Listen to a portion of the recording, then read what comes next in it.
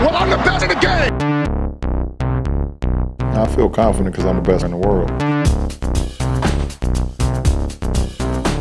Don't you open your mouth about the best.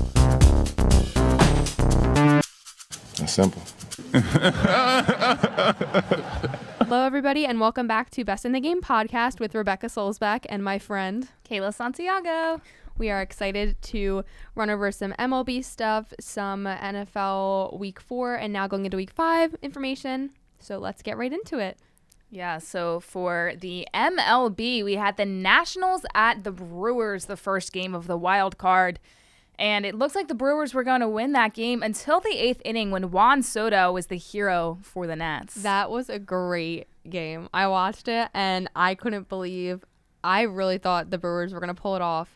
And baseball is such a game of luck in that way that you could be up the entire game and literally about to win in the 8th inning, and then someone gets 3 runs. Like, that's crazy to me. So good job to the Nationals, because their fans had to be going insane. Yeah, I mean, as a Phillies fan, I miss the stands being filled. Like, just hearing the cheers and how full it was, I was like, I miss playoff Phillies baseball so much.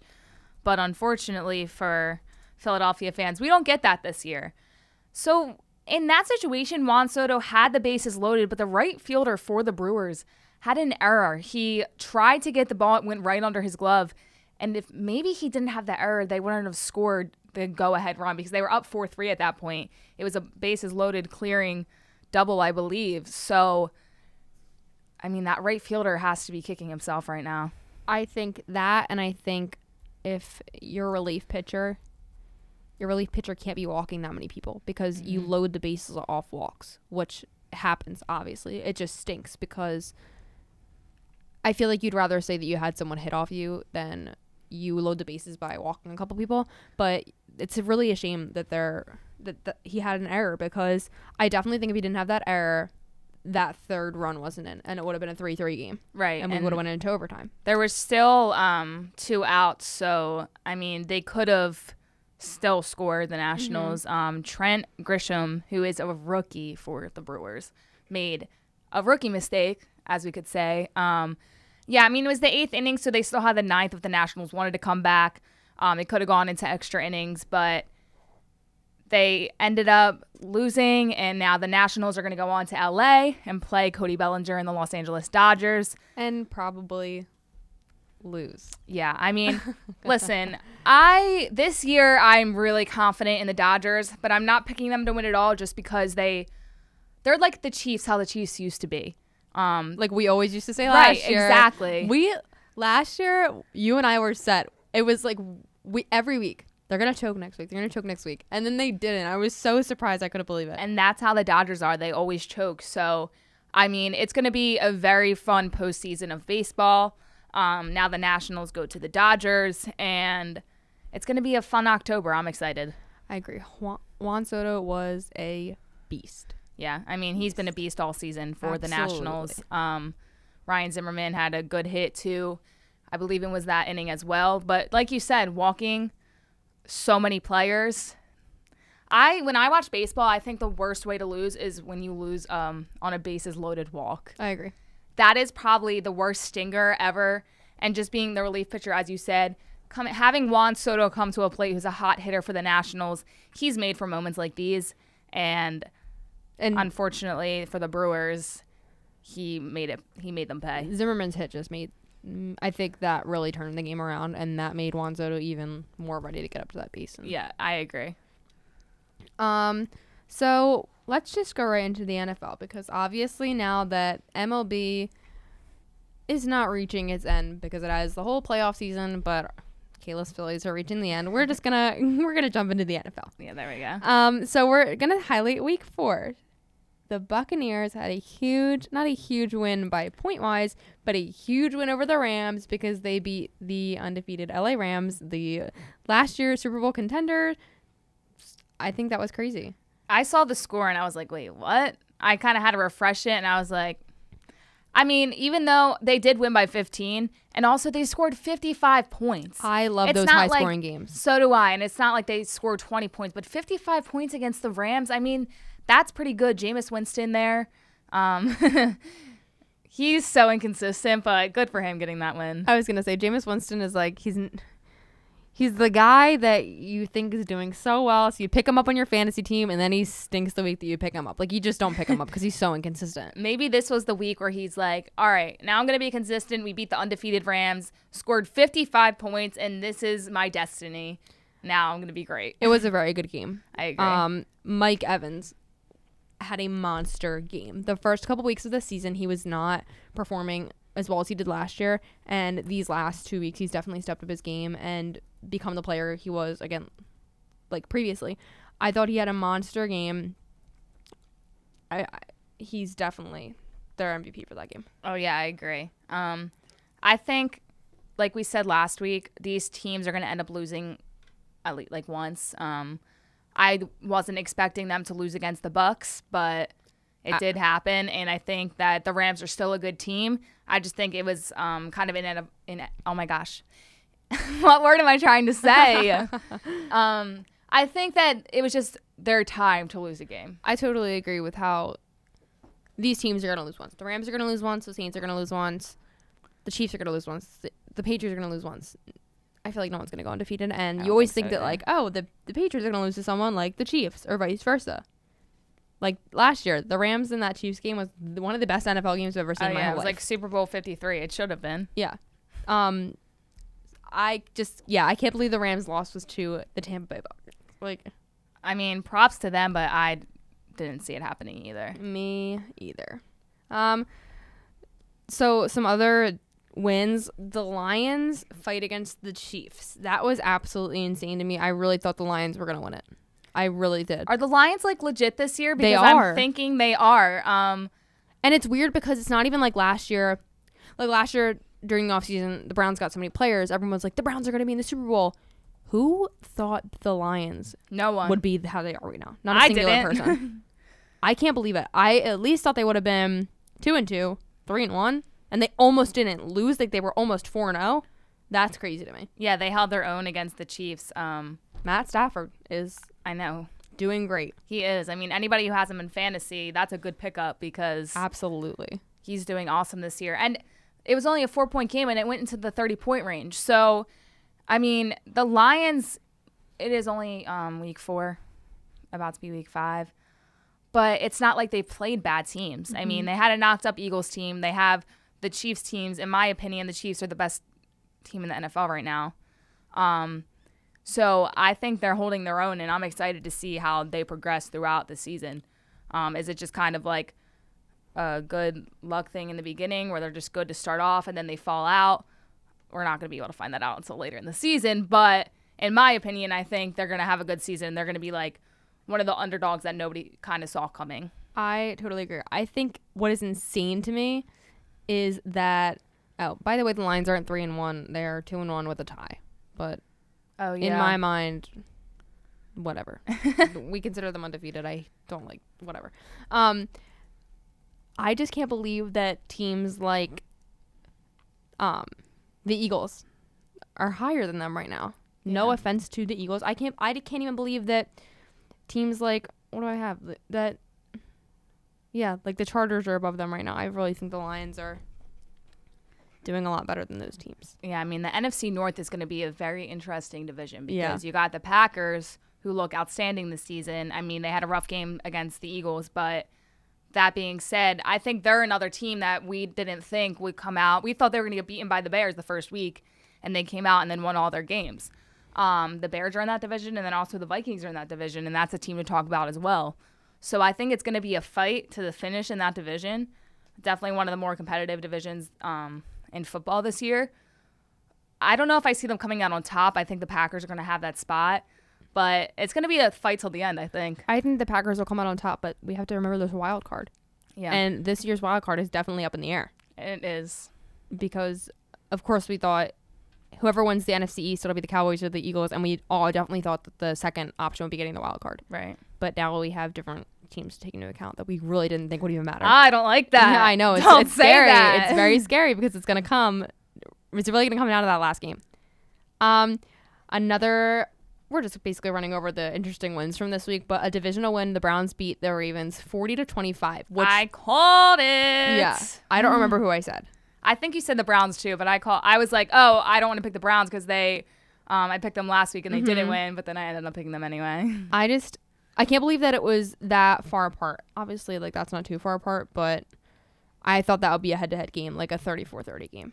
Especially after the Ravens had a competitive game with the Chiefs. Mm-hmm. But they also played two hard teams 2 weeks in a row, so they might be a little beat down a little bit. I personally think the Browns are a better team overall. I think the Browns have more talent, but I think the Ravens right now know how to use their talent more and are makes put sense. together better. But I thought that before this week. Now I think the Browns they're meshing. They are definitely coming together right now. The Browns play the 49ers this week. That's interesting. The 49ers are undefeated, but the 49ers also have their bye. Mm-hmm. They are playing on a Monday night game, so they have an even longer bye than some people would. And the Browns are really going to give those 49ers a run for their money. They have so much talent. It's insane. It really is insane.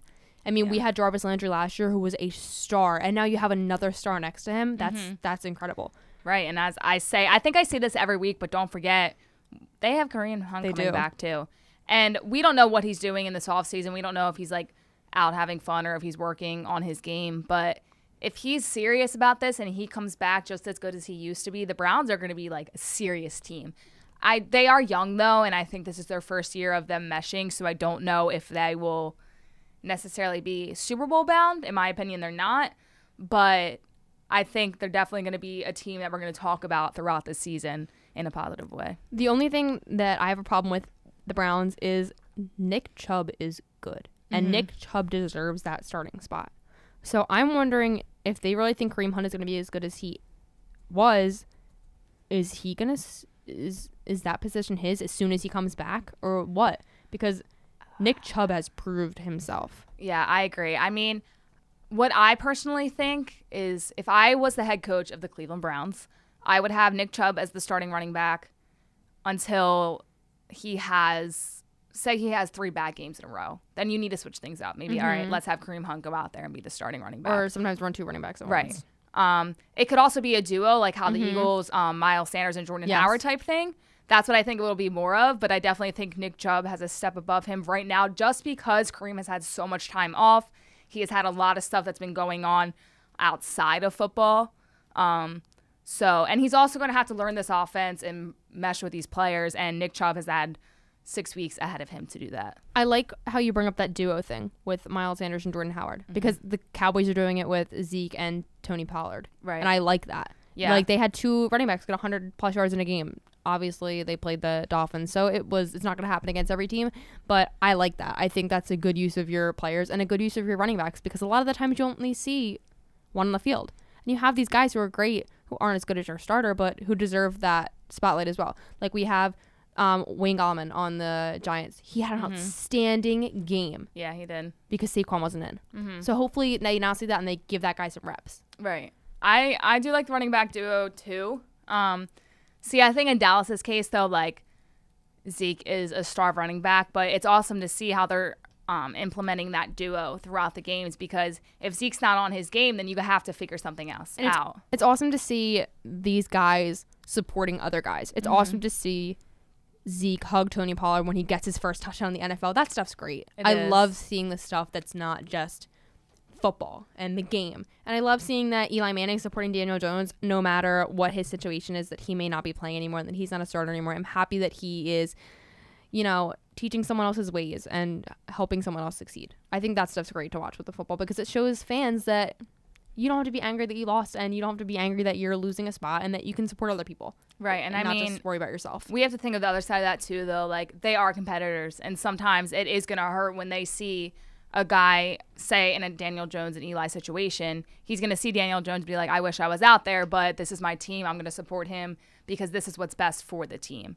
So kind of talking about all the NFC East teams, the Eagles, the Redskins, the Cowboys, and the Giants. We had a nice Eagles win You did. on Thursday. I'm jealous.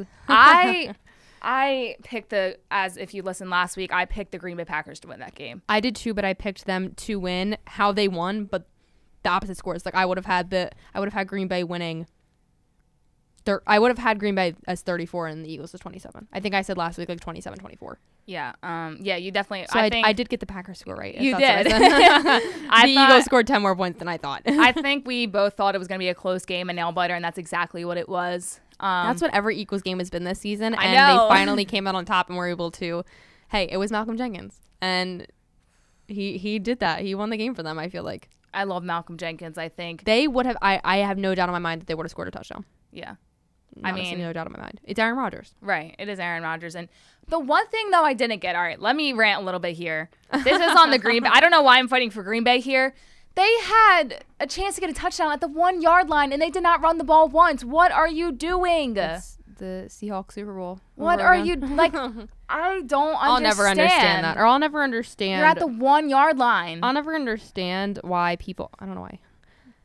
You have the best running back in the league, and you're not going to run it on like 3rd and 1. Like what? I don't know. You're gonna throw it on 3rd and 1, and you're one of the best running backs in the league. Like I don't get that. I don't. And that was a huge stop too. Yeah. That was a huge stop for that game and where it was in the game. I think having Alshon Jeffrey back was huge too for the Eagles. Absolutely. He did have a few drops, but we have to think about that he's still kind of nursing that injury. I don't think he's 100% yet, but just having him out there on the field is just another weapon. And then they utilized, as we were talking about running back duos, Jordan Howard and Miles Sanders were so dominant in that game. Finally, Doug Peterson and all of the Eagles staff listened to us because that's what we've been wanting so far this season. That's what they did. And look, it worked against the Green Bay Packers. I could not wait to come and record this podcast this week after that Eagles win, because I just wanted to be like, we told them to run it. Obviously we didn't, but watching Jordan Howard get 3 touchdowns, I was like, thank God you guys are changing it up. You guys aren't giving Zach Ertz the ball X amount of times, and you're splitting up who you give the ball to. That needed to happen. Look what happened when they used Jordan Howard. They weren't using him all season until now, and look at that. Yeah. Because we say that it's different receivers missing the ball. It's different receivers missing the ball because that's the only people you're relying on. Right. You have Jordan Howard. Yes, they were using Miles Sanders a lot more than they were using Jordan Howard, and now you use him and you use the two together, and look at what you made. Like, well, look at what you were able to accomplish. You beat the Green Bay Packers. Exactly. And that's not going to work every single game, but it's another option. You have those dominant wide receivers when Deshaun comes back as well. But then if your wide receiving game isn't working and it's shut down, the tight ends aren't able to get open, then you have those running backs.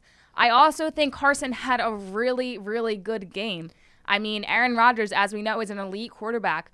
Carson, he's a good quarterback. I think he could get there eventually. I don't think he's elite yet, but he looked really good and he held his own against the Green Bay Packers. He did look good, and he looks good very often because he is an outstanding athlete. But like you said, having these other options open and other people to give the ball to is really vital when you're playing with the team that the Eagles have right now, because you have so many guys that are injured, or so many guys that, for example, Alshon Jeffrey came back, but he's still working on the injury and he still is not going to be 100%. But having him to have people not blocking Zach Ertz as much as they are. Exactly. Because I'm sure everyone was looking out. Zach Ertz is going to get the ball. Right. Or now that Alshon's back, he's going to get the ball. Like because they don't run it. Like, obviously, the goal was to give the ball to Zach Ertz more than it was to J.J. Arcega-Whiteside. Right, So, exactly. obviously, these defenders are going to be looking out for Zach Ertz. Now these defenders can look out for Alshon Jeffrey. So, take some coverage off of Zach Ertz and maybe split up who gets the ball more. Mm-hmm. But utilizing your run game that's what the Eagles needed to do. Mm-hmm. That was huge for them. That really won them the game. I think that if they did not utilize their run game, they would not have won the game. No, I agree. And I saw stuff on Twitter and was like, Carson's not getting as many numbers. Like, he's not an elite quarterback because he's not throwing touchdowns against Aaron Rodgers. And it's not necessarily about your quarterback getting all these numbers, getting their passer rating up, or having how many yards. It's about getting the win. Exactly. And Carson is a part of the reason that we got that win, because he wasn't selfish. He was able to utilize everybody on the field. And this is what's going to make Carson good from great. Being able to have these guys and learning how to play with different weapons in different weeks, because the running game's not always going to be there, as I said, or the wide receiving game's not always going to be there. So him being able to realize that and utilize the weapons that Deuce Staley and Doug Peterson put in, I think was huge for him. We're actually going to talk about 2 other NFC East teams. The Cowboys lost to the Saints 12-10. And this is the thing. In my opinion, if you're going to tell us that we played a real team and that we lost to a real team, that's fine. Go ahead and say it. But don't say you lost to a real team and you lost to Teddy Bridgewater. They're not a real team then. They're not a real, because they have a backup, so they're not a real team. I don't think they're a real team at all. Thank you. Still think You have to pick one or the other. No, yeah. I mean, that's why I said last week, I said the Cowboys might beat the Saints because they don't have Drew Brees. If they lost against Drew Brees, then the Saints, that's a real team. I mean, Teddy Bridgewater has been great for them. He got them the win, obviously, but they still haven't played a real team yet. Teddy Bridgewater's a great backup. Yeah. Yes, the Cowboys haven't played a real team. I don't find that as a real team. I find a real team as the Green Bay Packers, but the Green Bay Packers aren't even going to be a real team next week because Devontae Adams isn't playing. So is he really out for next week? They rolled him out. Toe. They put him out for next week. That's what I read. And Jamal Williams. Is out. Yeah, he's done. But I didn't catch that. Yeah. Wow. But the Packers have 2 other great wide receivers, and they still have Aaron Rodgers. And they still have Aaron Rodgers. If Aaron Rodgers is out, it would be completely different. But they still got him, so I still consider that a real team. I know people hate to hear the injury excuse, and I know that we live in this area and that Philly fans hate to hear when Cowboys bring up the injury excuse. But, Eagles fans, you've been doing it, so let me bring it up. Tyron Crawford was out. Antoine Woods was out. Michael Gallup was out. At the end of the game, Tyron Smith got hurt. Kayvon Frazior's now out for the rest of the season. Who else is hurt? He still played against a backup QB though. I know, but I just want to get this out there. DeMarcus Lawrence, he's a little beat up. They thought at one point Leighton Vander Esch was hurt. He's not. He's fine. That would be a huge loss. Our whole defense took a beating, and that is because our offense didn't. I feel like with the Cowboys, it's very hard for them to match their quality in that game. It's usually either one. For example, 2 weeks ago, or it was the offense that stood out. Now it's the defense that stood out this game. And the defense also stood out last year against the Saints. It was a very similar game in that sense. Your defense was dominant last year. Absolutely. And yeah, so I don't want to be the person to bring up injuries, but our offense didn't play to what they were supposed to play to. I mean, but the thing is, when you don't have Michael Gallup, like you were missing Alshon Jeffrey, everyone's going to be focused on Amari Cooper. And then the only second person, they're not going to throw to Devin Smith as much. I also think they do target Amari a little bit too much. They do. I think it becomes predictable. They play the Redskins, they play the Giants, and they play the Dolphins. You can get away with that with those teams. But once you play the Green Bay Packers, you actually play a healthy Drew Brees and the New Orleans Saints, you have to figure something else out. But the problem is, the reason they had to target Amari more is because Michael Gallup wasn't playing. And Michael Gallup, right? Not everyone, but a lot of people think that he's going to be as good as Amari. I think Michael Gallup is insane. I think he's good. Freak of a wide receiver for the position that they have him in. He's not Amari Cooper. He's under Amari Cooper, but I think he's great. And they're not going to be throwing the ball to Devin Smith as much, so they're going to look to throw it to Randall Cobb. And Randall Cobb missed a pass the other day. People say the Dak threw behind it, but I still think it was catchable, and he should have caught it, because if he would have caught that, he could have ran for a good amount of yardage. And he also didn't break a tackle, but that's given. I mean, if you're that I understand, that's okay. But maybe if that was Amari Cooper, he would have been able to break that tackle. So yeah, when you don't have a wide receiver in that you find, I think Michael Gallup and Dak Prescott have great connection. So that was why I think that hurt us. You also have, everyone's going to go and cover Amari. So you have Randall Cobb and you have Jason Witten that you're going to use. And, it's not the same old, but you have to make do with it. Jason Witten fumbled the ball. That is his 7th fumble in 16 years in the NFL. How ridiculous is that number? That's crazy. That's insane. There was people tweeting out, Jason Witten fumble. Now go back to your broadcasting Yeah. career. But some people, I just hate when people come and make comments toward me. Oh, Jason Witten fumbled the ball during your game. Okay, well, Miles Sanders fumbled twice in one game. Don't bring up something to me when you have something that is like comparable. Yeah. But one other point I wanted to make. I forget what it was. Oh, Zeke's, I'm putting this in air quotes, fumble. That was not a fumble. And I told Kayla the other day, I said, if they did not rule that a fumble, that he would have got the first down, and therefore I think they would have been able to kick a field goal on that drive, and they would have won the game. So it stinks, and that's fine. We have refs that call pass interferences that aren't pass interferences. There was one the other day. Oh, there was one last night Monday night in the Pittsburgh Bengals game that was awful, absolutely awful. That pass interference call, it really aggravates me because now everything's going to be pass interference. There can be no contact at all. And the other thing is, it seemed like this happened a lot in the Green Bay and Eagles game.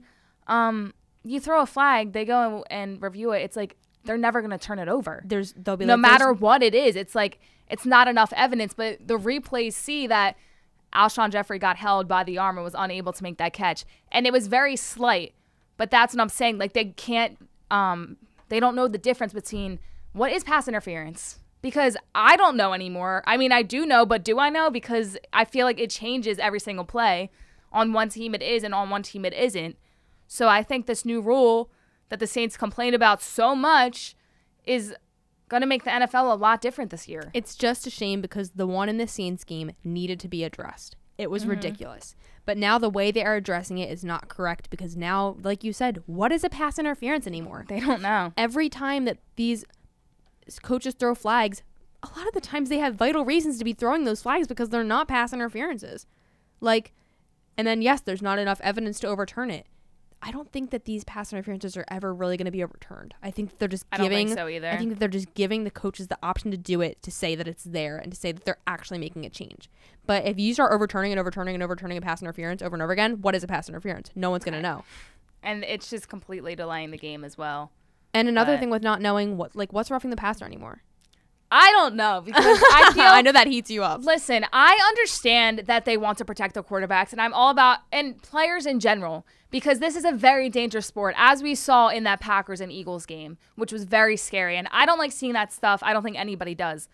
But when you are a 300-pound lineman, how are you supposed to stop yourself at full force mid-air and be like, oh, let me stop right here and not tackle the quarterback? Sometimes it's very obvious when they pick the quarterback up and throw them down to the ground.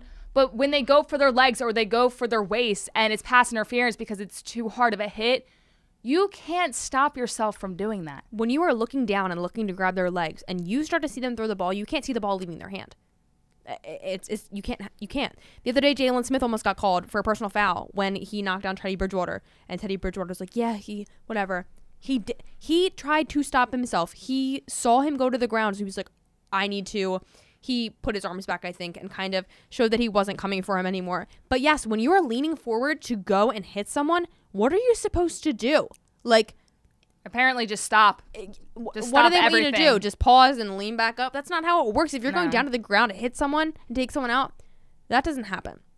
And I'm all about player safety because I hate when these guys get these big hits. Avonte Maddox and Jamal Williams. It scares me. I thought I was scrolling on Twitter constantly because I think that Twitter nowadays is faster than the commentators being able to get the information. I was like, just please tell me like they have feeling, because the first thought that came to my mind was like they're paralyzed, like they can't move, they can't get up. Yeah. And I actually have to. I don't know if you've seen Friday Night Lights. Mm-hmm. We have to watch that for one of my classes, and the first play of the game, the quarterback gets paralyzed, and like now that's like in my mind, and I was like, oh my gosh, this is awful. And I remember last year when Tyron Crawford, they took him out on a stretcher in a game, and that was really scary to me because it was weird because he didn't get trucked or anything. He just he went down, and they took him out, and that's so scary because these people have families, and they are dedicating their lives to these sports for the entertainment of us, and because they love to do it. But it's scary. I mean, yeah, I hate to see it, or I hate to see when obviously they don't know. They're just going to replay something as quickly as they can and get it on the screen. But like last year when they replayed Alan Hearns' injury, I was like, oh, come on. Like you need, and they're like, we're not going to play it again. And I was like, thank you. Like you need to watch what you're playing. And I'm not going to say for the privacy of the player because they are on national television, but like no one wants to see how badly they get hurt. It really breaks people's hearts. It's gruesome. Yeah. And then Dwayne Haskins got his first start against the Giants and it was bad. But everyone was like, Dwayne Haskins stinks. No. You took Case Keenum out too early. And you threw Dwayne Haskins in there in his first game and basically said, pick up this mess and fix it. Right. That's not how it works. I think we were talking about this the other day. He was just put in a really bad position. If he were to start out that game, it might have been different.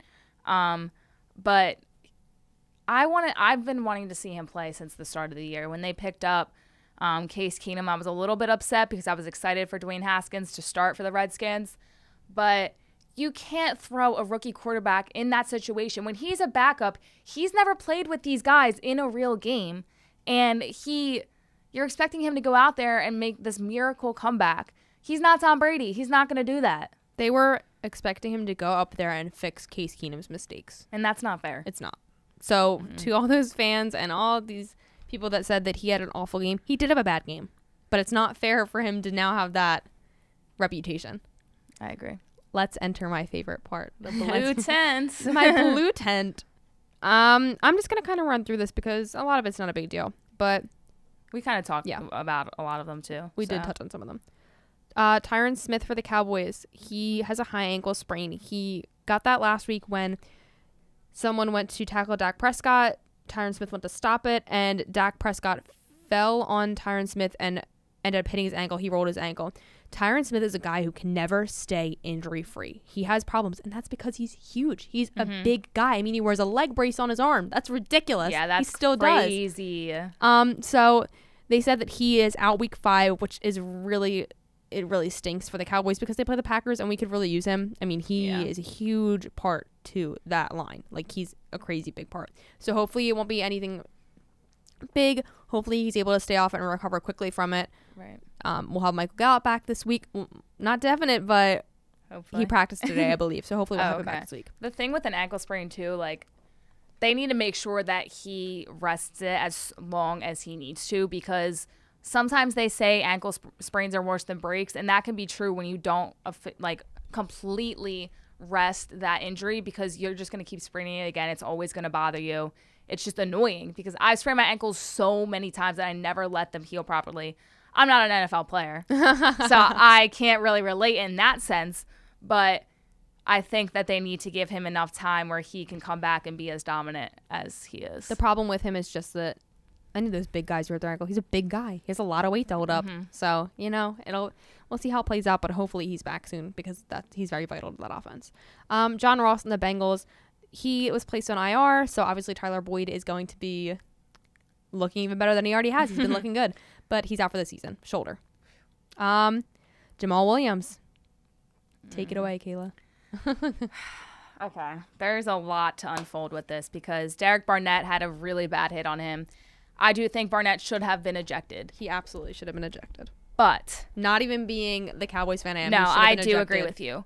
But when the commentators say the whistle was blown and Derek Barnett just completely ran, which was 110% false, because if you rewatch the game, they did not blow the whistle until he got there. And when you're in that situation, as we said before, with roughing the passer or pass interference or any penalty, you're not going to hear that when you're already there just trying to take a player down. The other thing is he wasn't down, so Derek Barnett tried to come in and unfortunately made a nasty hit. I don't think it was personal, though. As we saw when Williams was on the stretcher, Barnett went over to him and talked to him for a little bit. I do think it was a rough enough hit that he should have been ejected from the game. But I don't think that he needs to be out like the whole season. I don't think it was anything like that. And then Avonte Maddox on the other side for the Eagles got hit by his own player, Sendeo. The only hard hit that the Eagles made that game in the secondary. Yeah, right. But I think that wasn't a hard hit. I think it was more of a collision. Yeah. And it stunk. It really did. That also scared me as well. So Jamal Williams has a concussion, and then Avonte Maddox head and neck injury, concussion as well. Mm-hmm. I don't know. I don't really see them coming back this season. And Yeah. that's a bit of a stretch because we're only going into week 5. But that was so rough that they could not get off the ground. They had to be helped off the field. And they need to give themselves enough time to heal because they get another hit to the head. You're talking about CTE now. As bad as that sounds, but that's what happens because they don't let themselves heal enough. They're like, all right, let's go back out and do this. You already have, your head's already messed up. And then you get another hit. And what if you're done football forever? You know what I'm saying? Like Absolutely. they have to be, this is more than just football. This is the brain. The brain doesn't care if you want to go back out and play. It's going to work on itself. So they really need to take time to heal. It was unfortunate for both of them. In such a competitive game to see both hits like that, it's scary. But I don't know. I don't see them coming back this season. It's just players like Gronk. Gronk has said that he's had over 20 concussions while playing the game. So yes, if they come back and they get another concussion, it could be bad. I don't know if I see them out for the whole season unless their injuries continue to worsen and their concussions aren't getting better. But that's serious. The head is serious. I agree. I think more Jamal Williams might, if he's okay to go back, he might go back before Avonte Maddox because he's a better player than Maddox, and Maddox kind of got beat every single play. I agree. I still pray for the guy, like prayers up. That's an awful thing to happen, but please don't rush Maddox back by any means because once Cravon comes back, and then I don't know if Jalen Mills is coming back or not, but hopefully we'll get Jalen Ramsey as well. But we don't need to rush Maddox back because we don't necessarily need him if he's not providing so much on the field. Yes, like I feel like it was more of a loss for the Packers than the I Eagles agree. were. We already said Devontae Adams with his sprained toe. You saw him feel it a little bit after that one play in the game, so he'll be out. Mitch Trubisky's out with a left shoulder injury. We don't know when he'll be back. Chase Daniel, apparently the Mitch Trubisky's isn't too bad, I believe I read. So I don't even have a week that he's out until right now. Gotcha. Chase Daniel is backing him up. Chase Daniel is not the best backup. In the world. Hopefully he can get the job done for the Bears because, hey, the Bears are looking good. They're 3-1, and they're continue to be the Bears they were last year. They are. Christian Kirk, Cardinals wide receiver. He has an MCL or high ankle sprain. They haven't figured it out. So, hey, Larry Fitzgerald's going to be looking good, and I have him on all 3 of my fantasy Do teams. you? I do. Wow. I just took him every time because people dropped him so low. Like, no one picked him up, and I was like, I'll take him. I was like, he's a veteran, and he's going to put points up when I need points the most. So, look out for Larry Fitzgerald. If no one wants him in your league, pick him up. Ryan Conley on the Giants, their linebacker, he tore the ACL. We said last week how it's such a stinky injury and how Brings back bad memories. it does. And now the Raiders linebacker, who was suspended for the entire year for that bad hit in the Colts game. Bye. He's a dirty player. That was a really, really bad hit.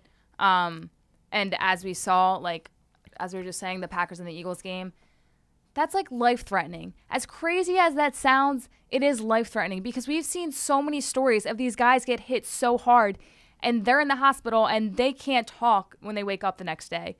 Like, yes, this is a very physical game, but these are situations that you can stop. And I think him being out for the whole year is a great way to do that. Like we said that there's times when you're getting a roughing the passer call that where you can't stop yourself, but I think that he should have stopped himself. This wasn't against the quarterback, obviously, but I think he should have stopped himself. Yeah, he or absolutely just could have. not go helmet to helmet. I don't know. Yes, that was a little ridiculous. He could have hit differently. Yeah. Now we have he wasn't necessarily down by contact, but he was down because his knees were down and he So just literally touch him. Yeah, just touch That's him. all you have to do. Yeah, exactly. That's all you have there to was do. no need for that dirty of a hit. No, I agree.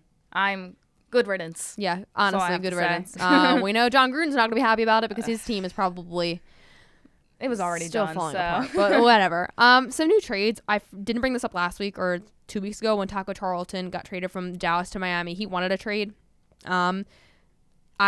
I liked Taco Charlton a lot. I think that the Cowboys drafted him high a couple years ago, and I think that he has a ton of talent, but they had guys in Dallas that were better than him, so they were going to put those guys in first, and he wanted to show what he was all about, so he went to Miami. I think the Cowboys won the trade that they made. They also got Robert Quinn on the offseason from Miami. So if you were to think about who won in that situation, Robert Quinn versus Taco Charlton, we won because Robert Quinn was, I'm pretty sure, like the outstanding player of the game for the Cowboys last week. So that was just a little thing to bring up because he left the Cowboys and then played against the Cowboys. This is his first game. He said it was kind of weird going into the locker room, but going into the opposite one. Yeah. I mean, I get that some of these players, they're good and they might be on a team that's stacked and they won't get a chance to shine. But Miami, like, what are you going to... You might be the best player in Miami, but that's not going to fulfill anything. I'm sure that when he went to Miami, he was like, oh, crap, I'm going to Miami. Yeah, like, I'm sure. Obviously, he didn't pick it, but... But, hey. You're on a team that has potential. You're on a team that could maybe... Well, I don't want to say this. This is awful. Could go far. Could get into the playoffs. To a team that has no hope right now. This is the thing. It can go either way because the Cowboys could win the Super Bowl this year, and That's a stretch. And he could have said, I got a ring. Did he contribute to that ring so much? No. But now we see that the Dallas defense is getting injured. He would have been on the field. Right. But it can go pro Miami, and Miami's going to be good in a couple years once they rebuild because they, as we mentioned last week, they have 1 million draft picks. So in the long run for his career, I think that Miami will be good because it's not as stacked, and eventually they're going to build the team not around him, but the defense will be built have a good team with him in mind. 3 years. Yes. Yeah. Your Eagles. This is not the trade I wanted, Howie. They acquired linebacker Duke Diley and a 2026 round pick from the Falcons in exchange for the safety Jonathan Kyprien. I don't know how to say his name. I'm really sorry. And a 2027 round pick. Whatever. I mean, yeah, whatever. He didn't have the safety didn't have a great game last week. He gave up a lot of plays. I guess we do need linebacker help because we're very thin depth-wise in linebacker. That's probably the thinnest position. Great. No big deal. I thought I'd just throw it in there. I mean, it was a decent trade. It could help depth-wise, definitely. It's nothing important, but it's not the trade I wanted. So yeah. I don't care. No, I'm kidding. The Eagles apparently offered the Jags a 1st and 2nd round pick for Jalen Ramsey. I can't believe that that's something they would turn down. What more do you want? See, this is the thing. When Howie does stuff, it seems that he does it where people don't know. Absolutely. So I feel like this is rumored. I do not think they have made an offer yet. I think they're they might be on the phone with them trying to figure things out, but maybe the Jags want a player. I don't know who that player would be. That a 1st and 2nd round is a lot to give. And I feel like that's something the Eagles wouldn't do. So, exactly. I agree that it might be just rumored. I think it is because I feel like when Howie does his magic, it's quiet.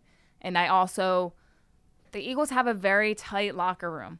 I don't know how Jalen Ramsey would fit in that way, and I do think that Howie thinks about that stuff. That's why Terrell Owens had so many problems wherever he went. And that's why Antonio Brown always had problems wherever he went, because you don't want that guy.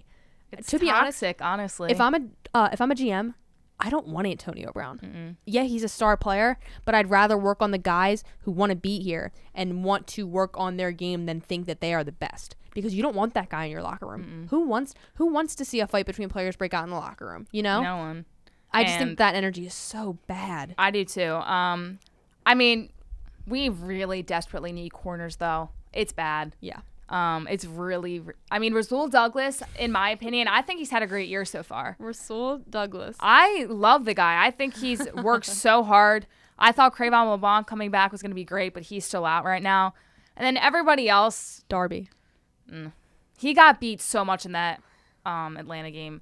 Everybody else, I don't know what they're doing. I think they forget how to play sometimes. I think Jalen Ramsey would make your team. I think it would take us to the next level because I think getting Deshaun Jackson back, we will be offensively stacked. Yes. And then we do have a good front four, even though we've had some injuries there. The linebacker position, Nigel Bradham. We got Grugier Hill back. Safety, Malcolm. Praise Malcolm. So good. And then your corners. I can't wait to see Jalen Mills come back. Come on. I can't wait. Yeah, it's until he gets burnt on every single play. Sometimes I just forget he exists now. I'm like, oh my god, He's a great end zone corner. Yes. You know why? Because he doesn't have to run. Like, where's the He Green doesn't Goblin? get beat. I do like Jalen, but he's not. He's the wrong Jalen. Yeah. We need Jalen Ramsey, and then Yeah. Mills can back him up. There we go. That's what we got. There we go. I don't know. I don't think they're gonna get him just because I think they're asking for a lot, and I don't think Howie is gonna give up that much because, in my opinion, he's the master of trades. I mean, I think they got Jay Ajayi for a third rounder in 2017. Same with Golden Tate, and those were good pickups, especially Ajayi in 2017. Yeah, I don't think the don't Jags. know. I don't think the Eagles will get Jalen Ramsey. I don't think he's gonna be traded this year at all. I don't either. I would be surprised if he gets traded anywhere. I really hope it's the Eagles, and whatever we give up, I'll be happy. Speaking of Golden Tate, he's returning this week to the Giants. I'm excited for him. I like Golden Tate. I'm excited for him because he's on my fantasy team, and I took the risk and I picked him up because I think that he's going to be a great help to the Giants and Daniel Jones. I think it's going to give him another option, and Evan Ingram's been doing insane. So I think that this will take a little bit of the pressure off him and put it on Golden Tate, and I think he's going to be an asset to this team. I think so too. I like Golden Tate as a wide receiver, but I mean, I don't know. I Has think it'll he be been helpful. working? Like we said, same thing with like Kareem Hunt. I mean, I've seen golden videos of him working. I think he's definitely going to be helpful. I do think it's going to take a few weeks for that chemistry to build, just as in any player coming right in. He was on the Eagles last year, and the chemistry didn't build until he needed to make a huge play against the Chicago Bears. I think that Golden Tate has been working, and I think that his suspension was unfortunate and that he wants to be back, and he really missed the time that he had playing the game, and that he is going to step up his game in New York. Yeah, they're going to need him this week. I mean, they face the Vikings. Yes. That's going to be a battle. It is in New York or North Jersey, wherever their stadium is. He's But- he's another good set of hands to have there Definitely. for Daniel Jones to pass to. I'm excited for Golden Tate. I'm happy that he gets this opportunity because with the Eagles wide receivers at this point, he would have never meshed well, in my opinion, with them. He wouldn't have gotten as many targets as he wants, and I think with the Giants, he will get that opportunity. The reason that I like it is it's because Daniel Jones is new and Golden Tate is new, so it's a good connection to build. Right. We like to see a guy build a connection with a new guy because that's what works a lot of the times. Because when we have him going out there, for example, if Odell Beckham stayed with them and it was Daniel Jones throwing to Odell Beckham, it wasn't going to be the same as it was in the beginning when Eli was throwing to him. You know, it's nice. I feel like it would be weird. Yeah, I don't know why, but I feel like it would be weird. I feel like Daniel Jones is too quiet and Odell's too demanding.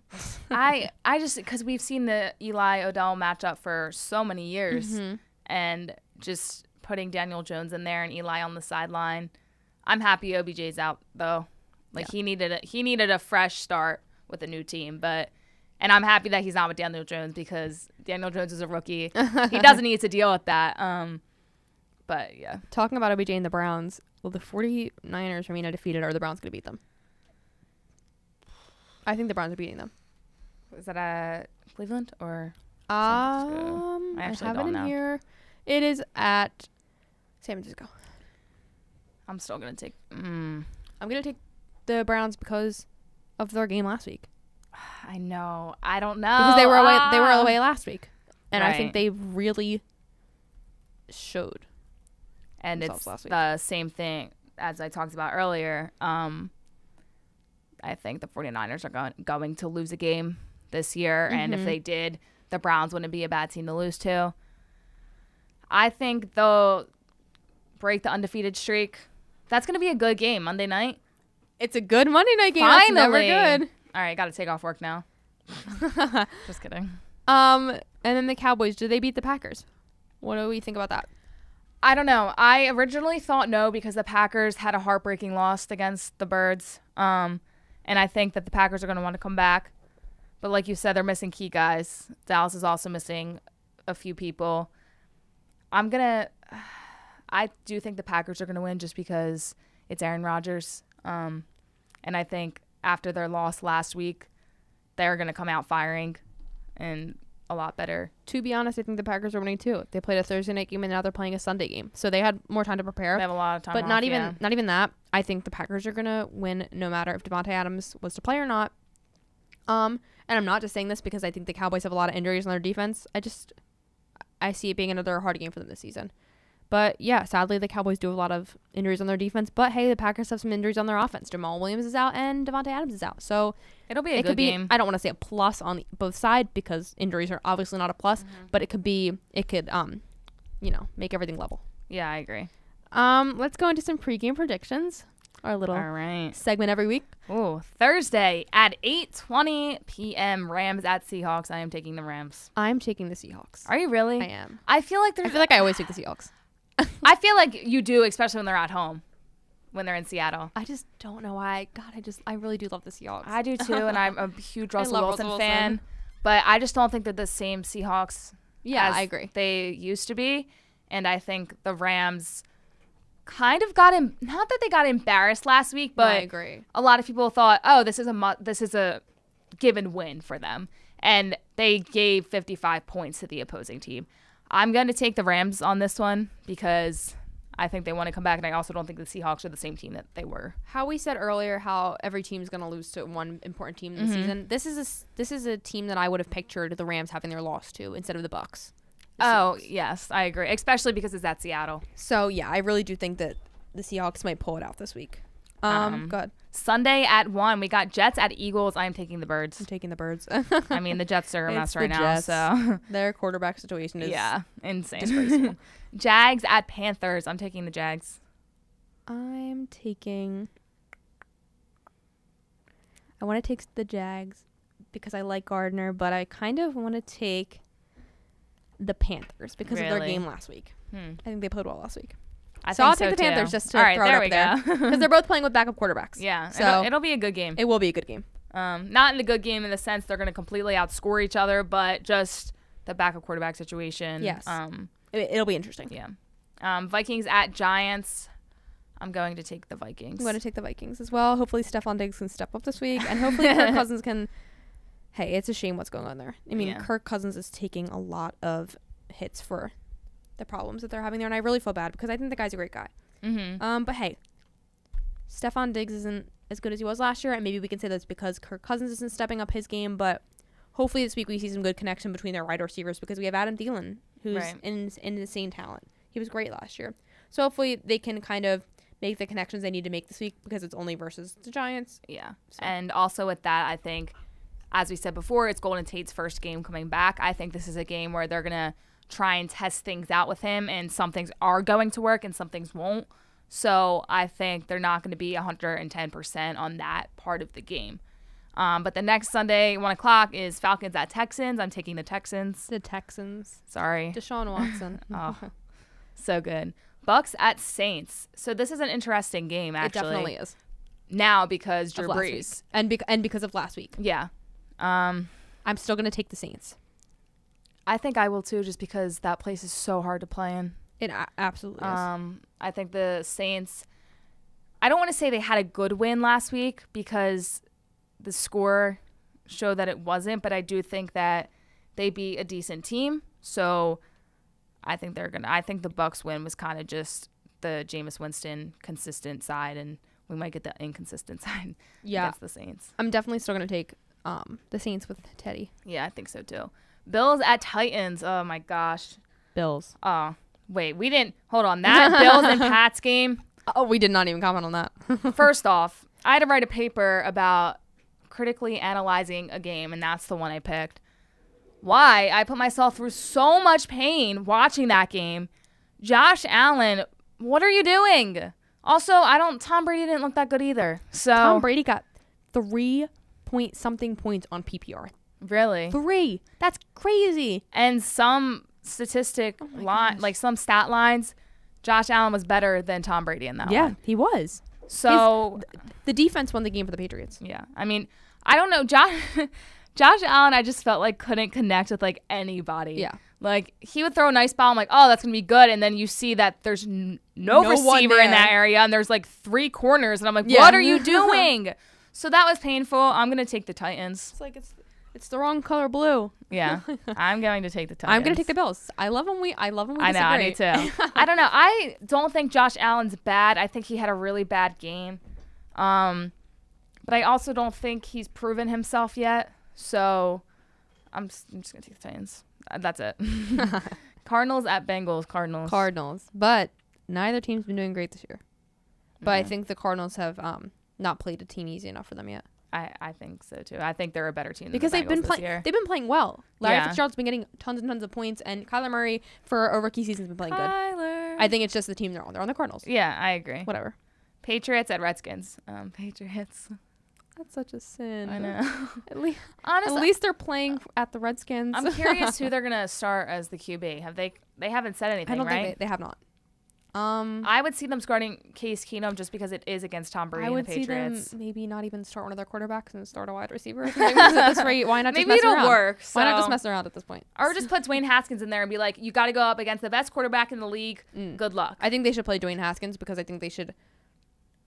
No coach looks at the game and says, "All right, we're definitely losing this game, guys. Let's like just Right. mess around." I'm not saying it's messing around putting Dwayne Haskins in there, It's but I'm trying saying that something it's new. Yeah, I think start him get for, something start him for going. the whole game. Let him know, Dwayne, this is going to be a hard game. Mm-hmm. That we're playing an elite, the best quarterback I think ever in the NFL, in my Yeah. opinion. Just give it your all and Right. get the experience this week. Figure it out. Yes, I don't think that it's even worth starting Case Keenum, No, I don't think so. It'll be interesting who they start, though. but I don't think that if they start Dwayne, they should build his reputation off of this game I entirely. don't think so either because Because it's going to be a hard game. it is. I mean, it's Tom Brady. Hopefully, so. Terry McLaurin is in for this week to play for them because he was Yeah. out last week. I think that Would set be them a back. difference maker. Yes, Yeah, it is. He's great. He's outstanding I agree. for them, at least. Yeah, of for course, the for the Redskins. Redskins. Ravens at Steelers. Ravens. I think they had a tough loss last week, and I think they're a better team than the Steelers. I don't know why I hesitated so much. I think that I was thinking of the Steelers with Ben. That's why I literally was. I was kind of like, oh, Big Ben's back now. the Ravens, Bears at Raiders. Bears. Bears. Sunday at 4:05. Broncos at Chargers. The Broncos played decent last week, but the Chargers. Yeah, no. I would completely Yeah. disagree with you on that one. Absolutely, I would disagree with myself. I'm Sunday at 4:25. Packers at Cowboys. I'm going to take the Packers. gonna take the Packers, but again, I'm gonna take it with the close. Yeah, I think it'll be a close game, Yes. just like how it was last week. Sunday at 8:20. Colts at Chiefs. Chiefs, but I also see that being semi-close. I do too. It's just like I don't think if the Chiefs were to lose to somebody, it would be the Colts. I miss Andrew Luck. I know. Pray for that guy. That was Sunday at 8:20. Yeah. We only had A night game. we only had 2 4 o'clock games this week. Wow. 4:05 then 4:25. Yeah. Maybe they'll actually be aired because what game was it last week? It The was Ravens and the Browns. and I was that's- so mad. I was like, it's not aired. I could have totally done my paper on this. It would have been so good now. I know. I wish it was aired. I almost went to the game.